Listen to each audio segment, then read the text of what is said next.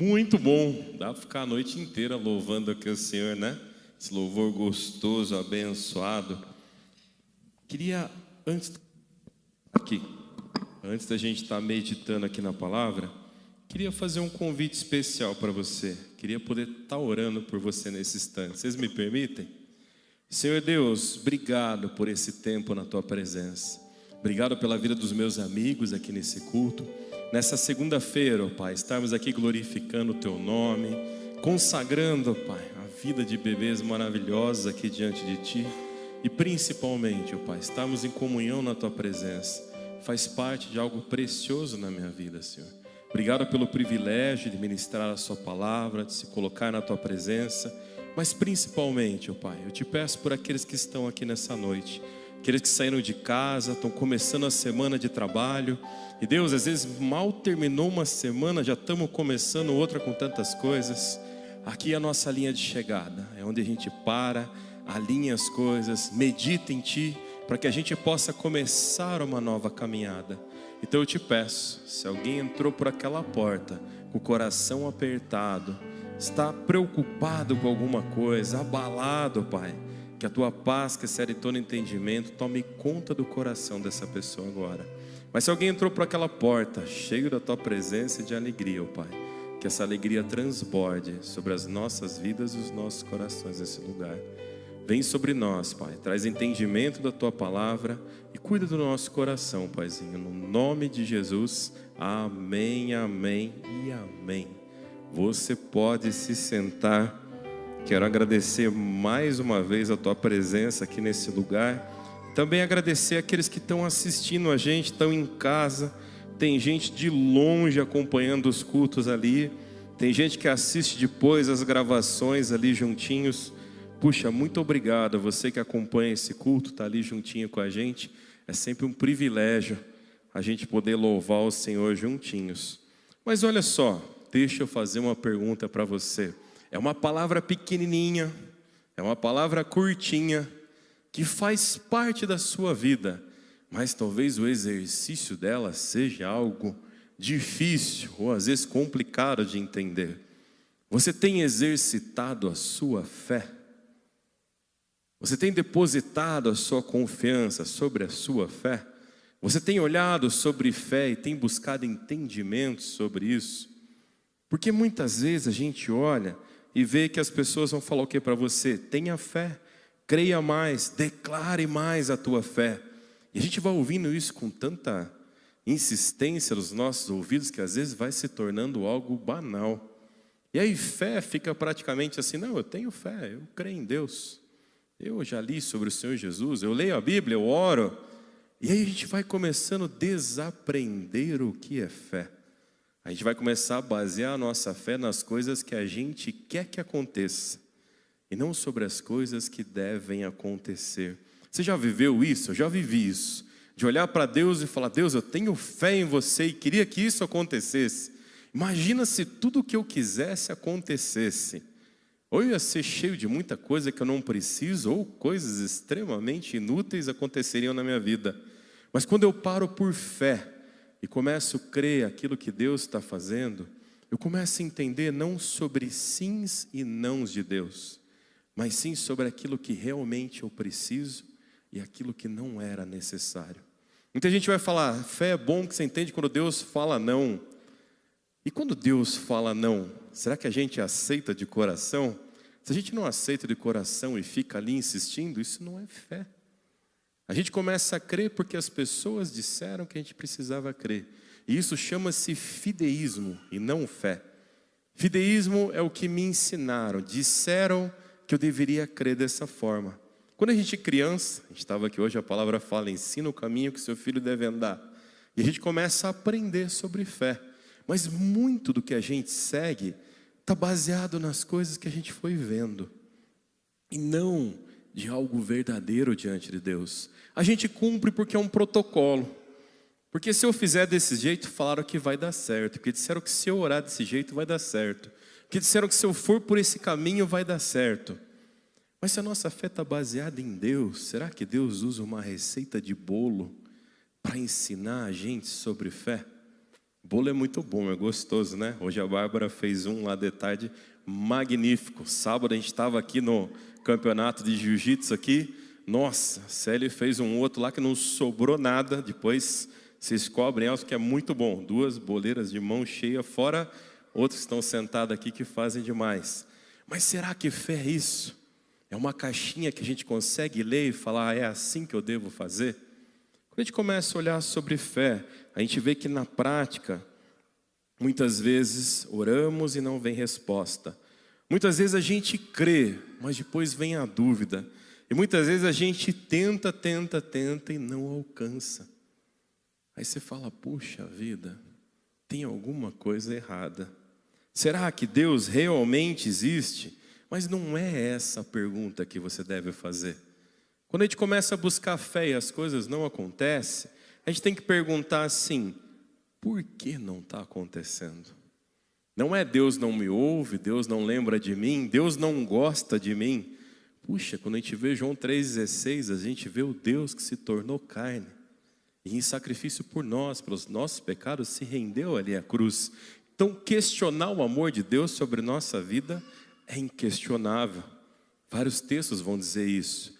Questionar a soberania de Deus. Por que que Deus fez assim? Muitas vezes questionamos sobre a questão da vida e da morte. E aí é complicado. Porque a gente quer que todo mundo viva, não é verdade? E principalmente a gente. Se você se sentir no leito de morte, você quer viver. Isso faz parte da natureza humana. A forma como a gente olha pela fé e fala, Deus, faz a tua vontade na minha vida. Mas antes está aqui a minha listinha das minhas vontades. Olha que interessante, na Bíblia, nos menores versículos, diz que Jesus chorou. E ele chora por quê? Você lembra no texto? Porque o amigo dele tinha morrido. Lázaro havia morrido. E quando Jesus chega, ali ele é questionado. Se você estivesse aqui antes, Jesus, ele não teria morrido. E Jesus vai lá e faz o quê? Lázaro, sai, vem para fora. E ali Jesus ressuscita Lázaro. Mas olha uma coisa interessante. Quando ele chora, o texto diz que todos viram quão grande era o amor dele para com Lázaro. Então ele amava Lázaro. Lázaro é um amigo. Ele ressuscita Lázaro. E cadê Lázaro hoje? Lázaro morreu. Se tem uma coisa que a gente tem dificuldade, é entender que a gente não é eterno. E muitas vezes a nossa fé é que a gente seja eterno, que a gente tenha poder, que a gente possa mover as coisas. Sabe, o texto que a gente vai estudar hoje vai falar sobre isso. Abre tua Bíblia lá comigo, Mateus 17. Primeiro livro ali do Novo Testamento. E a gente vai começar a ver que não é o tamanho da fé que inicia o milagre, mas sim a verdade dessa fé é que vai sustentar esse processo. Olha esse texto aqui comigo, Mateus capítulo 17. A gente vai ler ali do versículo 14 até o 21, tá? Olha aqui, acompanha comigo, a versão que eu vou ler aqui pode falar algumas palavrinhas diferentes da tua, porque a versão que eu uso é o NVI, mas a sua versão vai contar exatamente a mesma história. Quando chegaram onde estava a multidão, um homem aproximou-se de Jesus, ajoelhou-se diante dele e disse, Senhor, tem misericórdia do meu filho. Ele tem ataques e está sofrendo muito. Muitas vezes cai no fogo ou na água. Eu o trouxe aos teus discípulos, mas eles não puderam curá-lo.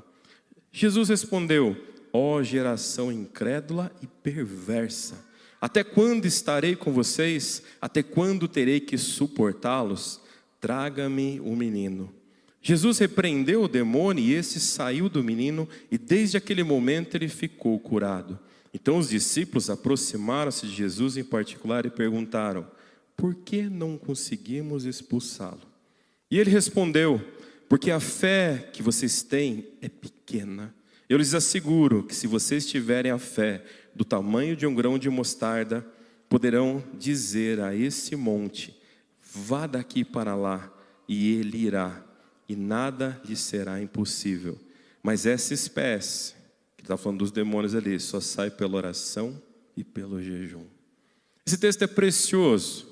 A gente vê que Jesus estava no monte da transfiguração, algo tremendo tinha acontecido, E aí eles saem de lá e descem para o vale. Quando eles chegam lá embaixo do vale, um pai chega, angustiado, agoniado, porque o teu filho tinha convulsões. E às vezes esse menino caía no fogo, e às vezes caía na água, e eles tinham que ficar o tempo todo preocupados com ele.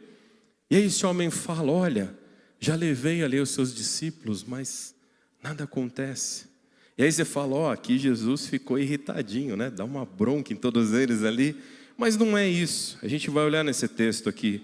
A gente começa a perceber que o problema central não é o poder que o mal tinha estar no menino, mas era a fragilidade da fé das pessoas que estavam envolvidas.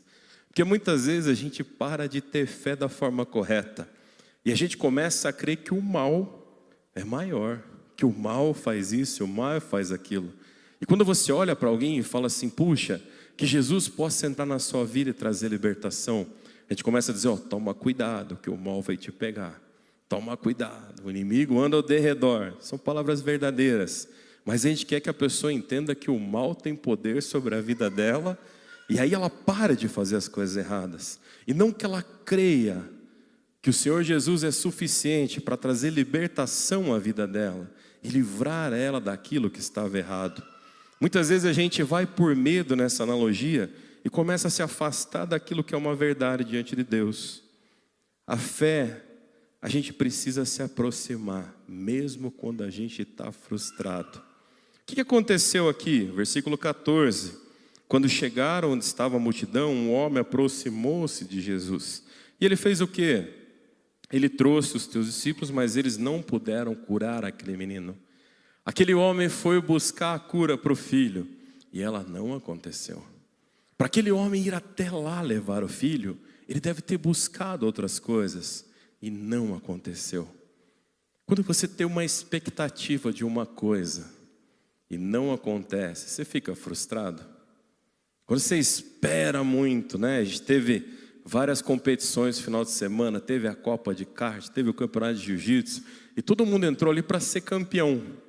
Mas só um subiu no lugar mais alto do pódio. E às vezes você olha para o cara do segundo lugar, ele está frustrado, porque não aconteceu o que ele queria. A frustração faz parte da natureza humana. O nosso ego, ele nos fere. Ele faz a gente olhar e achar que outras coisas são melhores que a gente tem. Às vezes faz você andar na rua e olhar o carro do lado e falar: cara, eu deveria ter esse carro. Mas você não para pensar quanto custa o IPVA, como que foi para comprá-lo. Você só tem o desejo. E às vezes você olha e fala: Deus, eu sou teu servo fiel. E às vezes você olha para um prédio alto e vê uma casa magnífica lá em cima, e você fala: Deus, eu sou teu servo fiel, por que eu não moro lá? E às vezes você tem o privilégio de conhecer, e às vezes quem mora naquele lugar já pensou muitas vezes de pular lá de cima. A gente baseia os nossos sentimentos nas coisas que, se não aconteceu, eu me frustro. Olha só uma coisa interessante: a fé é maior que a frustração. A fé é maior do que aquilo que você acha que não deu certo. Aquele homem deve ter buscado a cura para o filho e não aconteceu. Aquele homem buscou com os discípulos e não aconteceu. Mas aquele homem não deixa que a frustração derrube a fé dela. E ele vai até o Senhor Jesus. Quando a gente faz aquela pergunta sobre a fé, por que não aconteceu? A gente precisa olhar o quanto a gente está frustrado. E às vezes a gente chega para Deus e fala: Deus, isso seria importante na minha vida. E não acontece. Você fala: pedi errado, bati na porta errada. Deus, isso seria importante, mas faz do teu jeito. E não acontece, você fica frustrado. Aí você sonha, pensa e fala: Deus, então poderia ser assim. E você fica frustrado. Aí você fala: Deus, quer saber? Deixa para lá. A frustração é o inimigo da sua fé. Se tornar frustrado faz parte da nossa natureza, mas deixar que a frustração quebre a sua fé, elimine a sua fé, enfraqueça a tua fé, não faz parte do que Deus quer para a tua vida. Quando a gente começa a olhar e entender nesse texto que aquele homem, mesmo frustrado, fez a coisa certa, a gente vai olhar para um texto que está em Hebreus, capítulo 11, versículo 6, e vai dizer que sem fé é impossível agradar a Deus, pois quem dele se aproxima precisa ser que precisa crer que Ele existe e que recompensa aqueles que o buscam. Espera aí, então sem fé eu não consigo agradar a Deus, pois quem dele se aproxima precisa crer que Ele existe e que Ele recompensa aqueles que creem nele. Então espera aí, eu preciso crer nele para que as recompensas cheguem. Aí a gente volta ali de novo.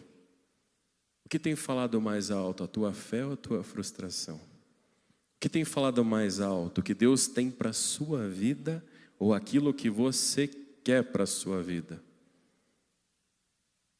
Às vezes baseamos nossos sonhos no que as pessoas à nossa volta falam. O que pessoas dizem que a gente deve ser. O que pessoas falam o lugar que a gente deveria estar. E Deus usa pessoas tremendas para falar através dele. Mas sabe, muitas vezes essa multidão à nossa volta, alguns têm conselhos preciosos, mas muitos só estão frustrados também. E vão dizer para você as frustrações delas. E aí a sua fé se baseia de novo nesta frustração. Lembra uma coisa, a fé verdadeira, ela não te afasta da presença de Deus quando as dificuldades vêm. A fé verdadeira vem na certeza que Ele é o Senhor da sua vida. Se a gente olhasse para isso, já seria muito legal. Mas olha só, ali ele fala sobre essa fé ser pequena. A gente olha no versículo 17, que ele vai falar, geração incrédula e perversa. Incredulidade revela o quê? Revela a ausência de confiança. O incrédulo, ele não confia. Sabe quando você fala para alguém, dá a mão para mim, vem comigo. Quando a gente é criança, a gente vive muito isso, né? A gente começa a caminhar, a gente anda grudadinho na mão do pai. A gente cresce um pouquinho mais, a gente não quer mais segurar na mão do pai. Quando a gente namora, você quer andar de mão dada com a menina está com você. E às vezes você casa e não anda mais de mão dada. Ué, por que isso? Você deixou de crer que era o amor da sua vida? Você deixou de crer que a pessoa era importante? Se você deixou de crer, você se tornou incrédulo. E olha só, quando ele fala da incredulidade, a gente olha e começa a perceber que ele vai falar perverso. O que é perverso? Perverso é aquilo que é distorcido. É uma distorção do que era para ser a verdade. Isso é a perversidade. Você está fazendo algo errado e crendo que aquilo é certo. Quando Deus chama eles de perversos, talvez você imaginou um monte de coisa na tua cabeça nesse texto, mas ele está dizendo assim, a forma que eles estavam fazendo, porque eles não estavam crendo da forma certa, eles estavam fazendo da forma errada. Eu tinha um amigo na faculdade, que a gente estava vivendo um momento de libertação e aprendendo esse processo, como funciona. E ele foi ficando empolgado com isso, as pessoas chamavam ele para expulsar os demônios. E um dia ele brincou, ele falou assim, às vezes eu chego lá e falo, saia do meu nome mesmo, não precisa nem ser no de Jesus. Era uma brincadeira que ele falou. Mas sabe, a perversidade, não da forma que ele falou, mas às vezes é isso.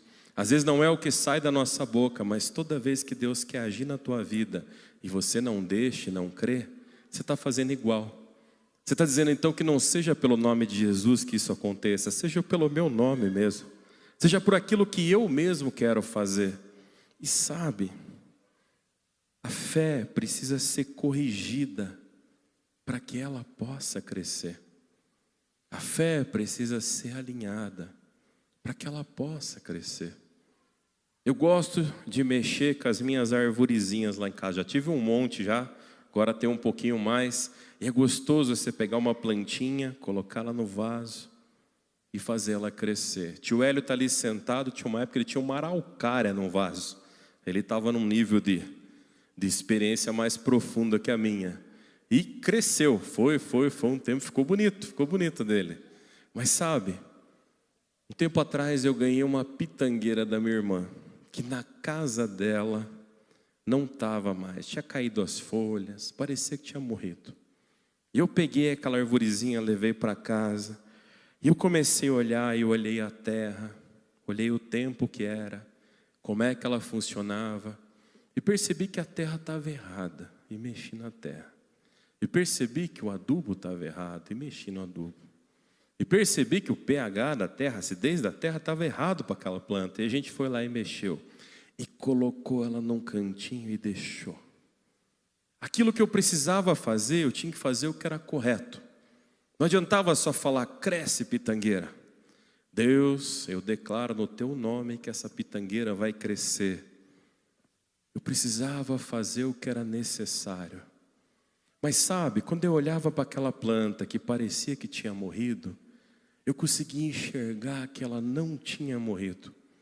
Sempre que você está com uma plantinha seca, você vai lá no pezinho dela, onde está perto da raiz, e você faz uma marquinha assim com alguma coisa. Se ali estiver seco, é muito provável que perdeu. Mas se você fizer uma marquinha, ali ainda está verdinho, alguma coisa pode acontecer. E eu lembro que quando eu olhei na casa da minha irmã, eu fui lá no pezinho dela e raspei assim. E vi que ainda estava verdinho. Eu falei, algo ainda pode acontecer. Eu tive que fazer o que era correto. E sabe o que aconteceu? Esse ano ela encheu de pitanga. Mas carregou tanto, mas tanto. Tinha uns caras em casa arrumando o telhado de casa lá, reformando. Os caras desceram e comeram tudo as pitangas. E passou uns dias, encheu de novo. Para que a fé cresça, a gente precisa fazer o que é certo. Para que dê certo, você precisa fazer o que é certo. Não adianta a gente falar que tem fé e continuar fazendo errado. Quando a gente olha, os apóstolos eles estavam querendo, vamos expulsar esse demônio. Jesus está cansado, fez um monte de coisa. Vamos resolver isso aqui para ele. E não dava certo. Jesus ensina depois, ele fala, essa casta só sai com jejum e oração. E provavelmente aqueles homens não estavam orando e nem jejuando. Existia uma forma correta de fazer com que aquilo desse certo. Será que Jesus não tinha ensinado sobre orar para eles? Eles tinham vivido isso. Será que Jesus não tinha ensinado sobre o que era jejuar? Já tinha ensinado. Mas muitas vezes a nossa fé se transforma em ego. E a gente acha que do jeito que der, deu. E não vai dar. A fé, ela precisa ser corrigida. Ela precisa ser alinhada. Porque se a fé não é corrigida, não é moldada, ela se torna limitada. Você continua lendo a palavra. Você continua buscando a presença. E você fala, mas parou aqui? Para. Porque você só crê em Deus até ali. Deus é o Criador de todo o universo, o Criador de todas as coisas. É aquele que te conhece desde o ventre da tua mãe. E quando você fala, Deus, não dá mais. Deus, eu não creio mais. Puxa, você está dizendo para Deus que Ele não pode? Deus pode. Mas muitas vezes o que a gente quer ia dar no lugar errado. E ainda assim a nossa fé de falar, Deus, o Senhor é o Senhor da minha vida. Deus não permite que o errado aconteça. Eu estou vivendo uma fase da minha vida de um tempo para cá, que eu brigava muito quando as coisas davam errada com Deus. Se começava a dar errado, eu ia lá orar. Falava, Deus, está errado. Não era para estar dando errado. Por que está dando errado? E eu ficava indignado, por que deu errado aquilo que eu entendi que Deus falou comigo. Mas muitas vezes eu tenho parado e olhado na palavra e não foi o que Deus falou. Então antes de lutar por aquilo, é melhor a gente parar e falar, Deus, alinha os meus caminhos, fala comigo a tua vontade, direciona a minha vida. Olha só no versículo 18, Jesus repreendeu o demônio e esse sai do menino. Quem foi que repreendeu? Foi os discípulos? Quem foi que repreendeu? Foi o pai? Quem repreendeu foi as pessoas que estavam ali? O menino se auto-repreendeu e falou, sai de mim mesmo, vai embora daqui mesmo. Não foi. Quem foi que repreendeu? Foi o Senhor Jesus. Talvez você vai lembrar dos últimos 2 sermões. E eu falei para vocês uma coisa que fala muito o meu coração que eu aprendi. Muitas vezes a gente acha que pelo movimento, pelo barulho, pelas coisas que fazemos, isso define a nossa fé. Mas eu falo para vocês que o tempo que a gente passa com Deus, na presença de Deus, onde a gente deixa as coisas de lado e a gente busca intimidade com Deus, é aí sim que você está buscando Deus. É quando você se coloca no secreto. É quando você não precisa orar para que as pessoas vejam que você está orando. É quando você não precisa falar para que as pessoas escutem o que você está falando. Mas é quando você está falando com Deus. É quando você está falando para Ele aquilo que está no teu coração. Aí você fala, mas Ele já sabe, Ele já conhece. Ele já conhece o meu coração, por que eu preciso falar? Porque se você falasse, Deus, você sabe todas as coisas, age aí, não seria fé. Ah, mas seria confiança deixar Ele conduzir. Não. A gente precisa colocar diante de Deus e saber que o nome do Senhor Jesus Cristo tem poder. E quando a gente começa a crer que poder emana de nós, aí complica, a fé está em você mesmo. Olha só, João 15,5, eu sou a videira e vocês são os ramos. Se alguém permanecer em mim e eu nele, esse dará muito fruto, pois sem mim vocês não podem fazer coisa alguma. Sem dependência não acontece.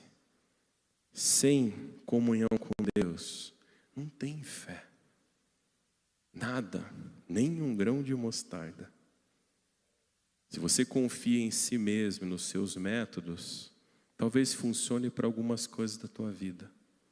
Mas quando você confia em Deus, e aquilo que você está vivendo, que a mão dele toque na tua vida, que a presença dele se faça, que você o busque no secreto, que você se coloque na presença dele, e aquilo que ele falar para você, não é assim, está errado, você aceita. Porque às vezes a gente aceita coisas que a gente vê na TV, a gente aceita coisas que passa pela gente e não falou nada. Mas quando aquele que é o dono da verdade fala com a gente tem dificuldade. E sabe, muitas vezes a nossa fé não está firmada em Jesus. Ela está firmada nas nossas tentativas. O que deu certo, o que deu errado. E isso é complicado.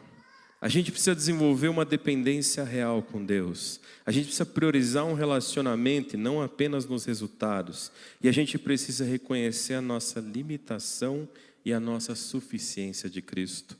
A fé só se torna eficaz quando ela está totalmente dependente de Jesus. Não é parcial. Não é um pedacinho. É quando você depende dele. É quando você fala, escuta e age. É quando o seu passo é segundo a vontade dele e não na tentativa, se deu certo, se deu errado. Olha só, para a gente ir terminando. A fé precisa ser avaliada. Sério, a gente precisa medir a fé? Não, avaliada. Qual fé? A dos outros? Não, a sua. Eu preciso avaliar a fé dos outros? Fulano, meia boca. Não, fulano tem fé. Porque fulano eu vejo ele falar um monte de versículo de cor. Fulano eu vejo ele citar as coisas. Fulano eu vejo ele bradar as coisas. Fulano eu vejo ele escrever coisas. A fé precisa ser avaliada primeiro em você. No teu coração. Porque olha só, aquele homem estava buscando o filho ser curado. E o que é que você está buscando? O que precisa ser curado na sua vida? O que é que precisa sair? O que é que os demônios precisam ir embora? E às vezes você fala assim, demônio em mim, em nome de Jesus, não. Amém, com certeza. Mas muitas vezes a tua volta, te oprimindo, conduzindo a tua vida, eles estão. Quando a gente olha para esse princípio de fé, a gente vê em 2 Coríntios 13:5. Examine-se para ver se vocês estão na fé e provem-se a si mesmo. Não prova a fé dos outros. Não testa a fé dos outros. Não vai medir a fé dos outros. Como é que está a sua fé? A sua fé é baseada no teu relacionamento com Deus. Como é que está teu relacionamento com Deus? Até a tua fé é baseada no tempo que você busca Deus, não no tempo cronológico, mas sim na verdade diante dele. Porque muitas vezes você fala assim: eu oro 2 dias, 3 dias, eu oro a vida inteira. Desde quando eu nasci eu já estava orando. Às vezes a gente está só reclamando para Deus, a gente está só murmurando para Deus, e não realmente permitindo que a nossa fé seja avaliada, medida. Faz uma pergunta para você. Você já fez uma análise sincera da sua fé? Você já fez quantas vezes você reclama para Deus ou quantas vezes você agradece? Você já fez quantas vezes você caminhou porque cria nele, ou às vezes você só caminhou quando viu o resultado? Quando você começar a olhar, a gente vai ver que uma fé, ela precisa ser examinada para que ela possa ser fortalecida. Queria fazer um convite para você. Que você possa olhar hoje para esse texto e entender que Deus ama muito você. E Deus não quer que você creia nele porque Ele precisa que você creia. Quando a gente fala do Senhor Jesus e fala de Deus e da presença dEle, a gente começa a entender que a fé é gerada a partir desse sentimento de estar com Ele. O que é que Ele tem falado com você? O que é que Deus tem pedido para você? O que é que Deus tem mandado você fazer? Não foge, porque a vontade de Deus é boa, perfeita e agradável. Que Deus manda você soltar, solte. Que Deus manda você agarrar, agarra com força. E às vezes na vida você vai ter 2 coisas na mão, e as 2 vão parecer preciosas, mas você vai ter que soltar uma para segurar com as 2 mãos aquilo que é o correto. A fé não é dividida. Fé é no nosso Senhor Jesus Cristo. A fé não tem bifurcações. A fé tem um caminho. O Senhor Jesus Cristo é o caminho, a verdade e a vida. Você crê nele? Você crê nele como seu único e suficiente Salvador? Então eu quero convidar você a ficar em pé, aonde você está. E antes da gente celebrar junto nesse louvor, eu quero fazer uma oração por você. Senhor Jesus, nessa noite, nesse lugar, ó Pai, que possamos crescer, ó Pai, em intimidade contigo. Que possamos buscar a Tua presença, ó Pai, e ao ver quem o Senhor é, possamos avaliar a nossa vida e a nossa fé. Que possamos nos colocar na Tua presença todos os dias, ó Pai, gerando uma intimidade ainda maior. Porque muitas vezes, ó Pai, a nossa fé parece que o Senhor depende da gente, quando na realidade a nossa fé é o quanto nós dependemos de Você. Nessa noite especial, Pai, sobre meus irmãos que estão aqui nesse lugar, eu te peço, fortalece a fé deles, ó Pai.